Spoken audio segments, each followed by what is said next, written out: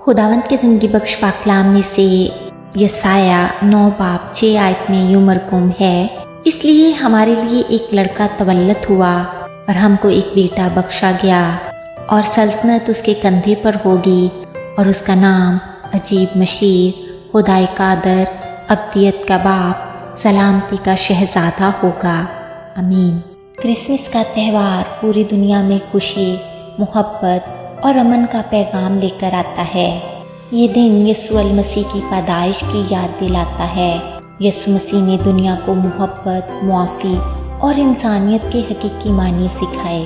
Christmas हमें ये सबक देता है कि हम अपने दिलों को नफ़रत और भूख से पाक करें और दूसरों के लिए मोहब्बत और खैर ख्वाही के जज्बात पैदा करें। ये दिन इस बात की अलामत है कि खुदा ने इंसानों के लिए अपनी बेहद मोहब्बत का इजहार किया और नजात का दरवाज़ा खोला।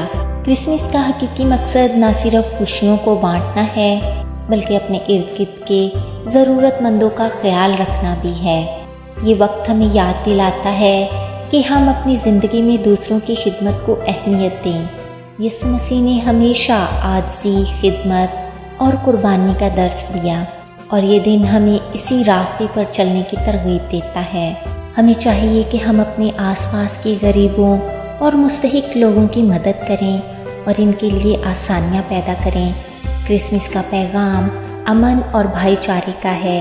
ये हमें एक दूसरे के करीब लाता है और एक ऐसी दुनिया का ख्वाब दिखाता है जहाँ मोहब्बत और अमन का राज हो।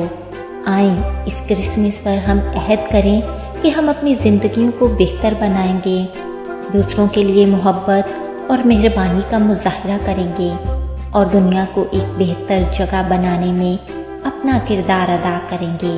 यही क्रिसमस की असल रूह और हकीकी खुशी का राज है।